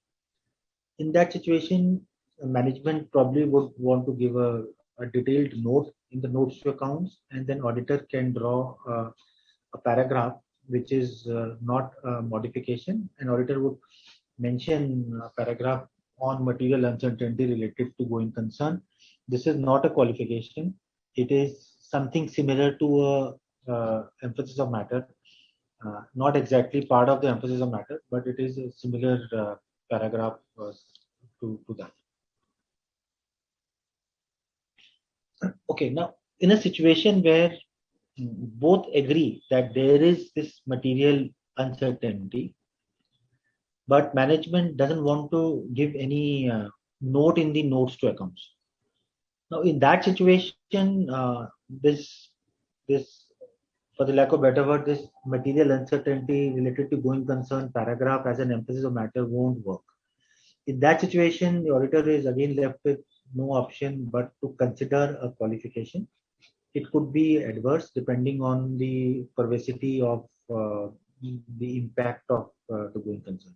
Generally, I would tend to believe that this will be an adverse opinion, but one would still need to rule out why not an adverse opinion by a qualified opinion. This is how the reporting of going concern would flow from A to B to C. Documentation. Now, obviously, there is this standard SA 570 revised, which has significant comments on what going concern is, how you should document, what are the auditor's responsibility, but on an overall general scenario, what are the standards requirements? What are the other standards required? So there is this standard SA 230, which talks about audit documentation. Now I've picked up this particular paragraph from SA 230, which would probably fit into any standard and every standard, and is very relevant from a going concern documentation perspective. Now it says that it requires that auditors shall prepare a document that is sufficient to enable an experienced auditor having no previous connection with the audit to understand the nature, timing, and extent of the audit procedures performed, results of the audit procedure performed, and then the audit evidence obtained, significant matters arising during the audit, the conclusions reached thereon, and significant professional judgment made in reaching those conclusions. So these are the standards of the documentation which is expected. And if it is given in the standards on auditing, any regulator would come back to this paragraph and haunt the auditors to say that your documentation is not sufficient enough for an experienced auditor who has no connection with the company to understand what you have done and what is the nature of work you have done, what is the timing and extent of audit procedures you have performed. Now I think you would be able to recall, you would be able to link what I was mentioning in the initial slides, what the regulators have been mentioning as part of audit observation and what the standards on auditing are talking about. So again, linking with what we mentioned in our earlier slide, let's say for example, the audit evidence for going concern should include, but not only limited to, the projected cash flow statements. It should also include the key features, let's say of a revenue agreement or a new revenue arrangement or some key other agreements, ratios, or the credit rating, So all this should form part of your documentation, because SA 230 requires the documentation to be of re-performance standard. Someone independent to the audit should be able to re-perform what work you have done and should be able to appreciate the nature, timing, and extent of audit procedures performed. This is extremely important. Okay, now coming to our Bible standard SA 570 on going concern.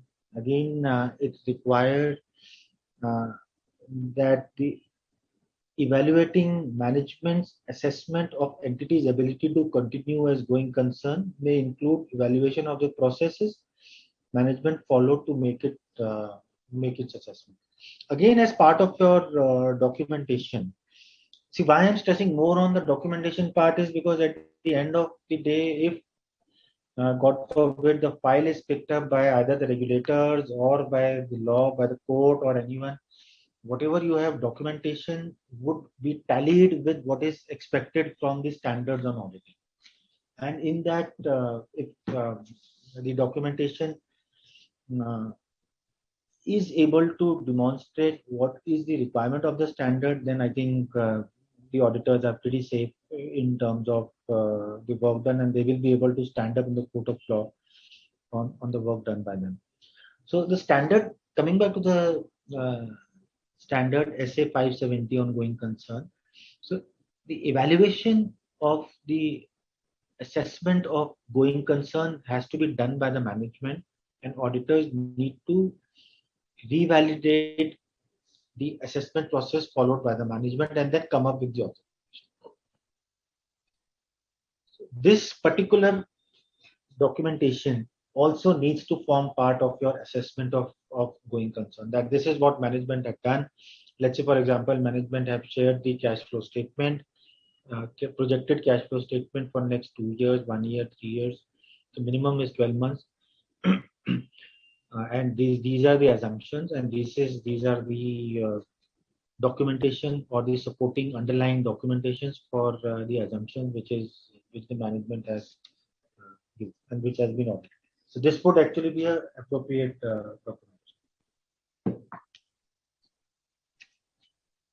Okay, so I just thought that from an academic perspective also, it is important to understand what is the scope of SA 570. So up till now, whatever we have discussed was primarily flowing out of the reports of various regulators or reports of or the expectations of the regulators, or what is a good documentation which in the contemporary audit is a must. And I also touched upon the fact that even if you document, but if you document outside your archive files, or let's say in case where there is no software, but in case where there is a hard documentation, but something is falling outside your hard documentation, the regulators are sharp enough to pick even those points and not to consider those as part of the documentation. Basically, you would need to defend that this was actually forming part of the documentation. It is extremely important that you document and you document it right. Okay, now moving on to the part 2, which is on the scoping of SA 570. So this essay deals with auditor's responsibility in the audit of financial statements relating to going concern, and then the implications for the auditor's report. You will find a bit of duplication from what we have gone through in last 7-8 slides, but then it is still relevant from an academic perspective. Okay, coming back to basis of accounting and then the use of going concern academically, just let me read this because this is extremely important. So the financial statements are prepared on the assumptions that the entity is a going concern and will continue its operation for the foreseeable future. So this assumption is a given assumption. It's a given assumption, but from the auditor's perspective, one would need to ensure that this assumption is valid. And to ensure that this assumption is valid, one would need to perform certain tests. And I have a couple of slides where you may have questions where, let's say you have a profit-making entity and then it has been in profit over the years and company has no borrowing, company has no loans, so credit rating doesn't come into play. Well, how does an auditor react in a situation where everything is kind of green? We'll come to that also. Okay, moving on. Then the general purpose financial statements are prepared using the going concern basis of accounting, unless management either intends to liquidate, which is then you draw the financials on NRV basis, which is net realizable value basis, or it has ceased its operation. And then there is this SA 800 or 805, which talks about special purpose financial statements, special purpose reports, and there one would see that special purpose financial statements may or may not be prepared in accordance with the financial reporting framework for which going concern basis of accounting is relevant. So this is, I would say there's a different standard which governs the basis of accounting. There you may choose not to have going concern as one of your basis. But then here generally we are talking of general purpose financial statements or what the standards of auditing SA 570 would basically cover. And then when the use of going concern basis of accounting is appropriate, in that situation, the assets, liabilities are recorded on the basis that the entity will be able to realize its assets and discharge its liabilities in the normal course of business. Which is generally we would call them for assets. We have a mixed. We generally do it at historical cost, or in India's world, we would probably want to do it at amortized cost or the fair value. Okay, so as far as the previous slide was concerned, it basically talked about how the accounting needs to be done. Accounting is done by the management. And then it also talked about the general purpose financial statement or the special purpose financial statement. Now, so basically it talked about how the financial statements are prepared, which is done by the management. Now, what are the auditor's responsibility? Now, I'll just read out verbatim. To obtain sufficient and appropriate audit evidence to conclude on the appropriateness of the management use of going concern basis, auditor need to ensure that the going concern basis is adequate, which we have kind of dwelt upon in our previous slides. Now, again, to conclude, based on the audit evidence obtained, whether the material uncertainty exists related to events or conditions that may cast a significant doubt on the entity's ability to continue as going concern. So auditor need to assess and then finally conclude, so that they are able to report that there is a material uncertainty or there is no material uncertainty, and what kind of and how do you reach to that conclusion. I think we have discussed in our previous slides. How do we document those conclusions? We have already covered in our previous slides.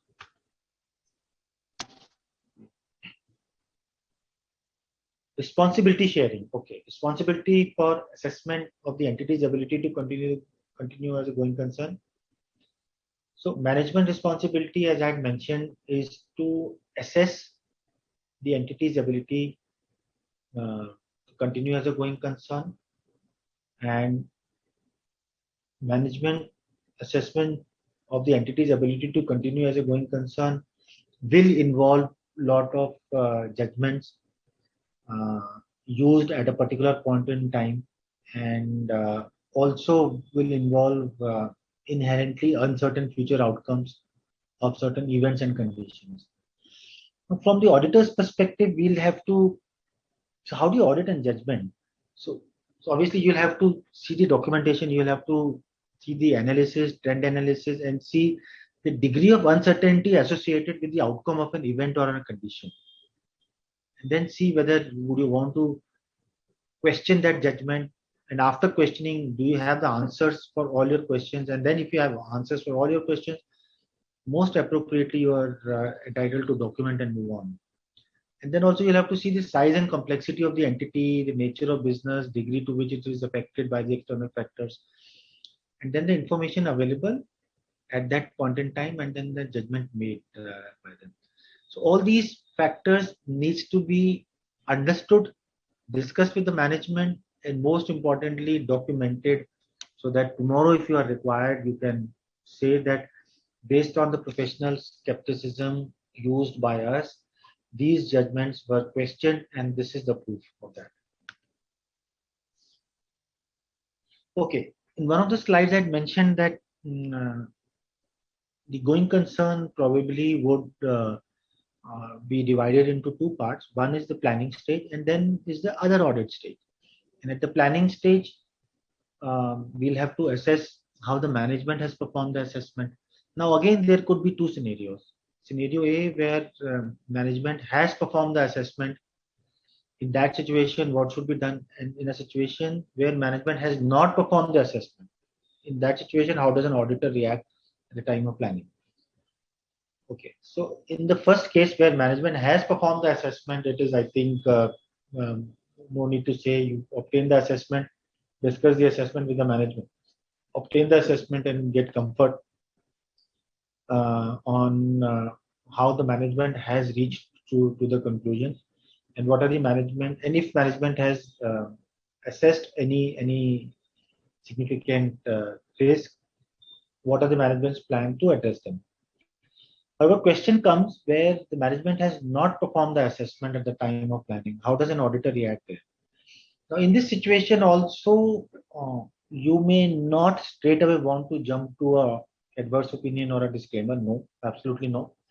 Because this is just the planning stage. You're just trying to develop what kind of audit procedures need to be performed, what kind of risk assessment you would require to do, and then based on the work done, you may want to conclude. So this is not the stage to conclude. Okay. So in a situation where management has not performed the assessment, the auditor shall discuss with management the basis of intended use of going concern. So you do the discussion then at least, because they are in the business, they will across the table, though there is no documentation, but they obviously you then have the discussion and then record it, minute it. Next is inquire of management whether there are any events or conditions that exist either individually or collectively, and that may cast significant doubt on the ability of the company to continue as a going concern.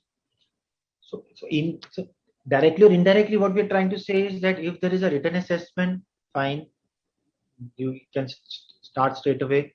If there is no written assessment, you have your meetings with the stakeholder, with the management and the audit committee and the board of directors, or with the process owners. Discuss with them the intended use of the going concern, and whether they have identified any significant risk, either individually or collectively, and if they have, how do they plan to address them?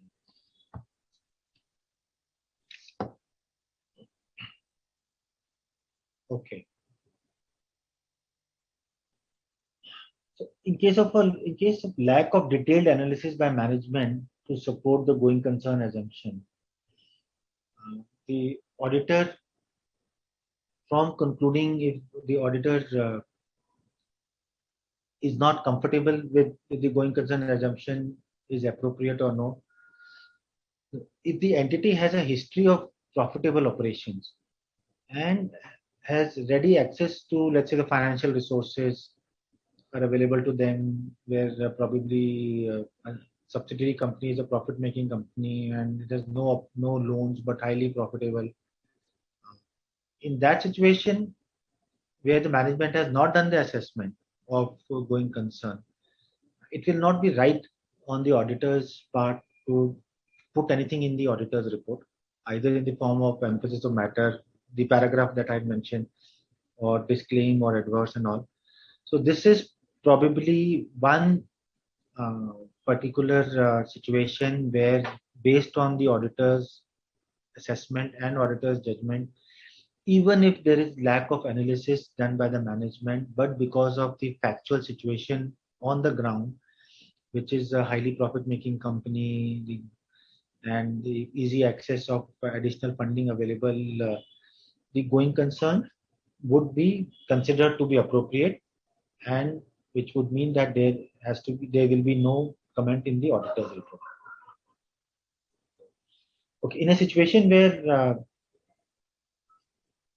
the management assessment includes all relevant information of which auditor is aware as a result of the audit, in that situation where the assessment is done, in that situation I think we've already covered, but academically, just repeating, have the details for the future plan, have the details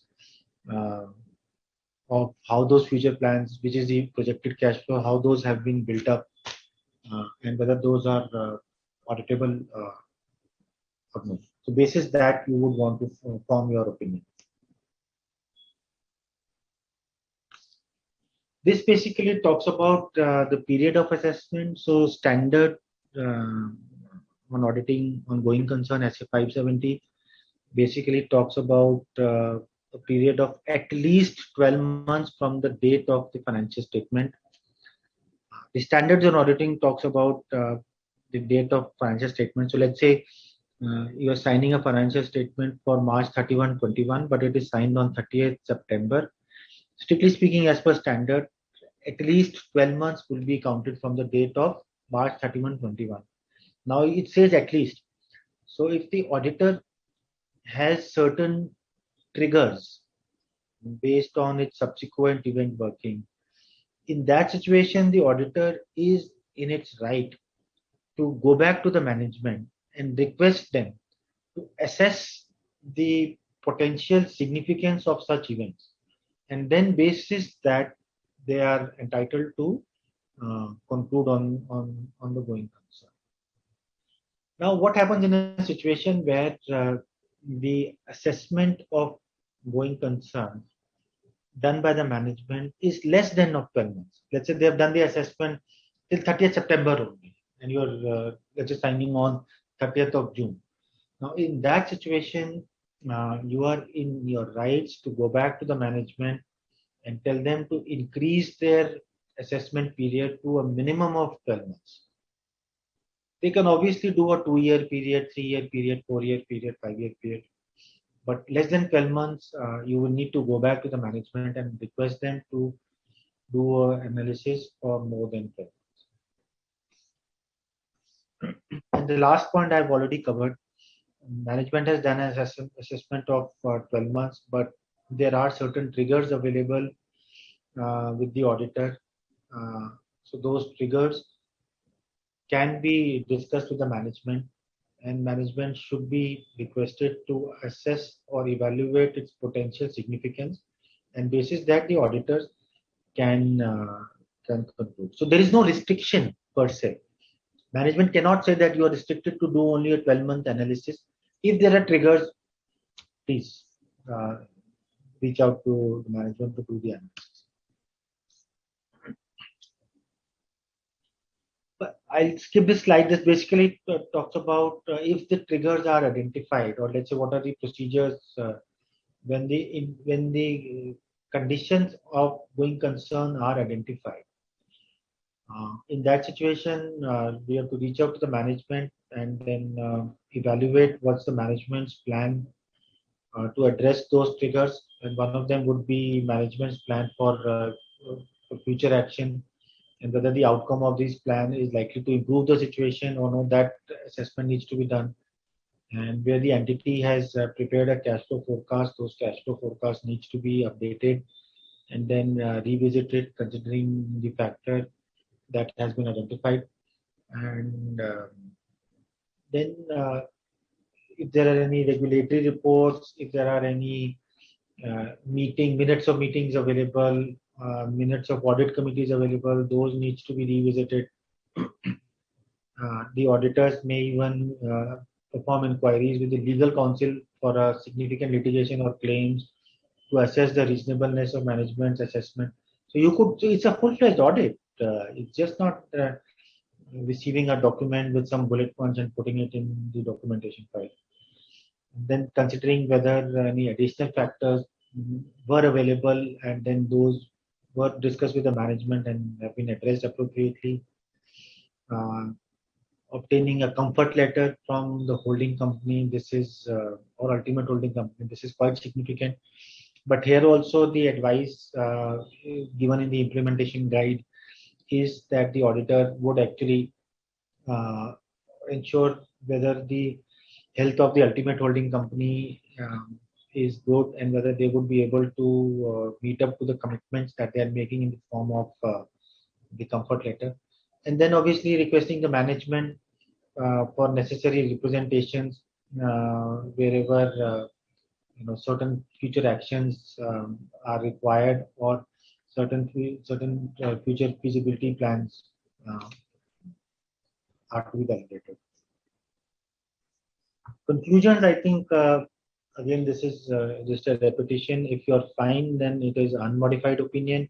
If management is unwilling, but there are going concern, there is a risk of going concern, then there is an adverse opinion. If management is willing to give a note, then an emphasis of matter paragraph, not strictly an emphasis of matter, but a paragraph detailing going concern. And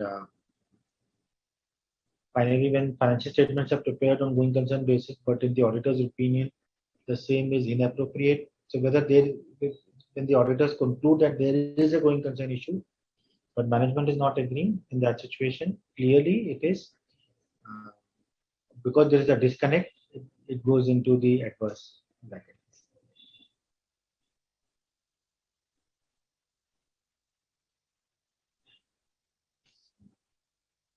So use of going concern, I'll just skip this. I think we've covered. How could you forget this the COVID impact? Now, so you would see the entire world has been impacted of COVID-19. There have been certain sectors, now we know on hindsight, after 18, 19, 20 months, there are certain sectors which have been badly impacted. Let's say, for example, retail sector is impacted, or entertainment sector is impacted, travel sector is impacted. Again, linking with the impact of going concern, with COVID-19, the assessment doesn't change as what is given in SA 570, but assessment becomes all the more important. And you may want to draw an emphasis of matter specifically on the impact of COVID-19 on these industries, but you may want to extend it to other industries also, because at the end of the day, it was all pervasive. And there could be liquidity issues, especially for the startups or especially for the companies who are highly leveraged. It would be expected from the stakeholders that the auditor has done the assessment of going concern and has considered the impact of COVID-19. Very quickly, I have some time, about 5-10 minutes. I'll just run a case study. Okay. So you are the audit manager responsible for performing hot reviews on audit files. So hot review is a review done by an independent person outside the audit team. But this is done simultaneously before the audit report is signed off. That's the meaning of a hot review. You are the audit manager responsible for performing hot review on audit files uh, where there is a potential disagreement between your firm and the client regarding a matter, regarding a material issue. You are reviewing the going concern section. You are reviewing the going concern section of the audit file of Sunshine Limited, a client with considerable cash flow difficulties and other less significant operational indicators of going concern problem. The working papers indicate that Sunshine Limited is currently trying to raise finance to fund operating cash flows and state that if the finance is not received, there is a significant doubt over the going concern status of the company. The working papers conclude that going concern basis of accounting is appropriate, but it is recommended that financial statements should contain a note explaining the cash flow problem faced by the company along with the description of the finance being sought and an evaluation of going concern status of the company. Okay. Now, the directors do not wish to include the note in the financial statement. This is a very practical and a pragmatic situation. How do you think auditors should react to this situation? So I'll also share the answer. The audit report should contain a qualification, either a qualified report or an adverse opinion due to the disagreement. I think I mentioned a couple of times in my previous slides, if there is a disagreement, then the auditors doesn't have much of option but to qualify or to give a qualification or give an adverse opinion. And difference and distinction between a qualification and an adverse opinion primarily would be the all-pervasiveness of the matter involved. So the auditors need to make a decision as to the significance of the non-disclosure of the uncertainty surrounding the going concern basis of accounting. If it is decided that without the note, the financial statements are not fairly presented and could be considered misleading, an adverse opinion has to be expressed and there is no option to that.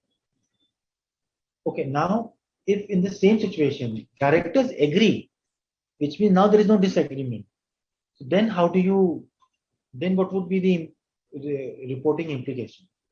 In that case, I think it is fairly clear. It moves out of the bucket of a disclaimer or a qualification or an adverse, and it moves to a paragraph in the auditor's report, and then you clearly mention that the audit opinion is not qualified, something like an emphasis of matter.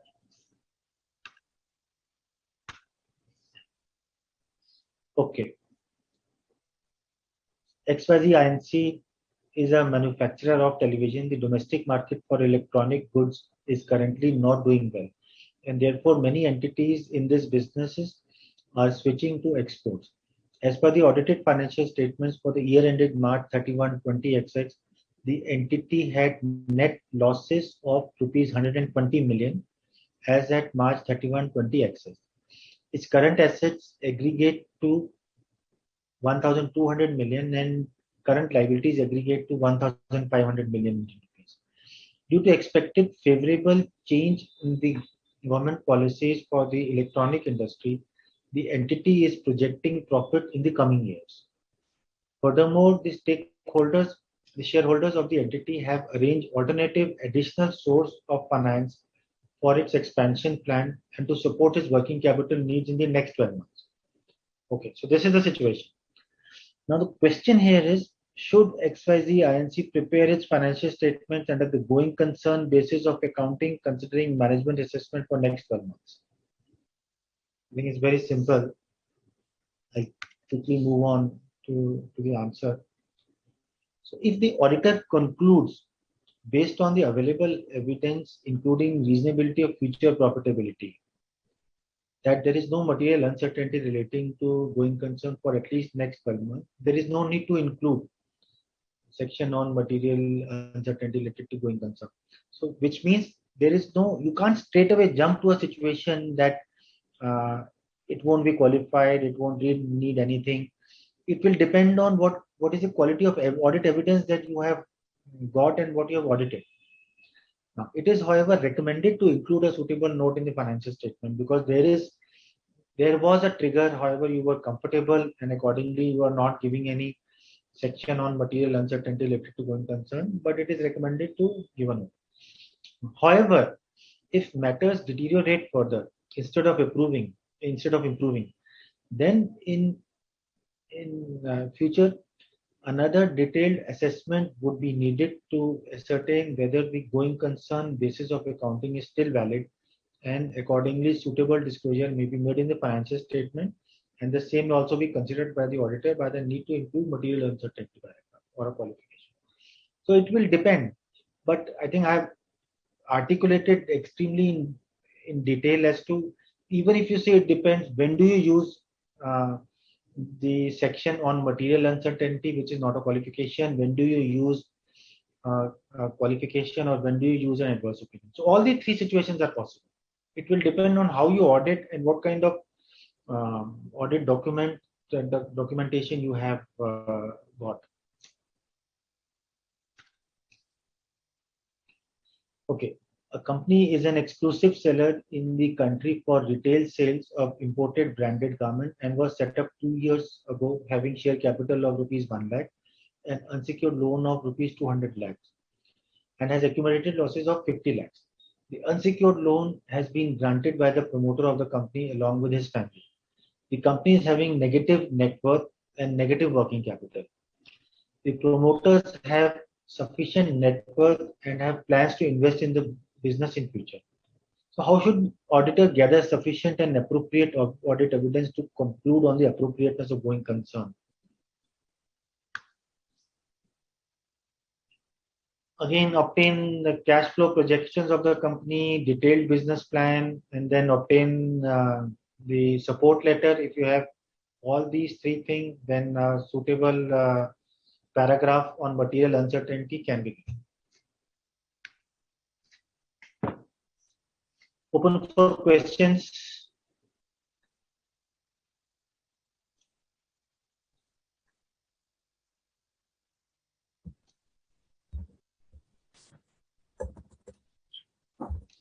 Yes, sir. I want to clear some doubts. May I, sir? Sure, sir. Sir, suppose there are two companies. One is holding company, and the other is subsidiary company. The subsidiary company is continuously making losses, and holding company has given support to it. Whether it will be considered as going concern or it will be considered otherwise. Sir, again, it will depend on the kind of documentation we have. And for example, if you have a letter of comfort from the holding company, and when I say you, I mean the subsidiary company, the letter has to be given to the board of directors of the subsidiary company, and the board of directors have adopted that letter of comfort. It's like a financial commitment. And if this information is available, plus the auditor is able to validate the financial strength of the holding company, that they will be able to stand up to the commitment that they have made, then you may just want to give a section on material uncertainty and not qualify and not give an adverse opinion. Means it is a going concern or not, it depends on the support given by the holding company, because support given by the holding company. At the minimum, this is required. These three things. One is the support given by the holding company to the board of directors of subsidiary company. Then the auditor is able to validate that holding company will be able to stand up to its commitment, and it is then the emphasis of matter paragraph needs to be given. And will it make any difference with percentage of holding, whether it will 51%, 82%, 90%? Will it make any difference? So if it is 51%, then also you need to ensure that because the funding will be either in the form of loan or in the form of equity.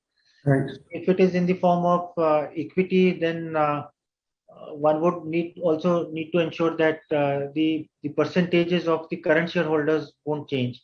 So from that perspective, also some more work needs to be done by the audit team to ensure that this aspect is taken care of. If it is given in the form of loan, then I think necessary resolutions to borrow the loans and all those should be in place. But that loan part is irrespective of 51 or 85 or 90 or whatever. And sir, if a company is working only for one big company and processing its orders only, what we need to obtain as audit evidence to ensure going concern? Yeah. So this is a fit case of there is a risk of going concern here because the company is dependent on one customer only. So from auditor's perspective, if there is a long-term contract, it will help. If there is no long-term contract, then they will need to reach out to the management to give you the comfort as to how do they ensure that the company would continue to be going concern. Because this risk is identified in any literature you would read. Having just one customer, you are highly dependent on them. So the only way out I see it is that there has to be long-term contracts with the customer. Right, sir. The material uncertainty is made by the management on the going concern. Then in which condition we should continue to report accounts on normal conditions?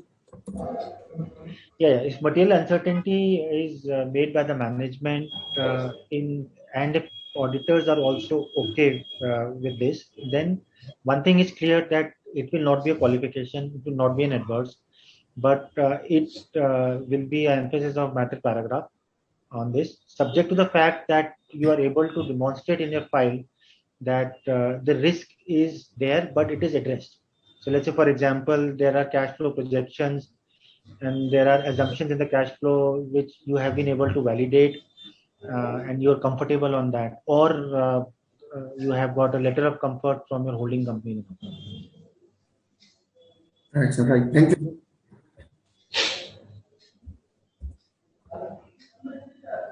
Any question? More than happy to take. Any other question? Bhupendra ji, sir.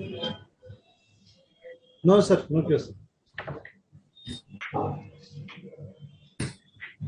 I hope there is no other question, sir. Right, sir. So thank you so much, sir. On behalf of CNP of ICAI as well as Panipat branch of NIRC of ICAI, I extend my heartiest thanks towards both the speakers, CA Dr. Sunil Gupta ji as well as CA Amit Mitra ji for sparing their valuable time and for the wonderful deliberation. Sir, I assure you, we all have learned a lot from both of the deliberations, and definitely we will keep in touch, as well as we will apply all those fundas which you have shared with us in the day-to-day practice. Our members definitely will do. And thank you so much, sir. And thank you, Panipat branch, Honorable Secretary, Honorable Vice Chairman of the Panipat branch for hosting this VCM. Thank you so much, sir. Thank you, sir. Thank you. Thank you, everyone. Thank you for this. Thank you.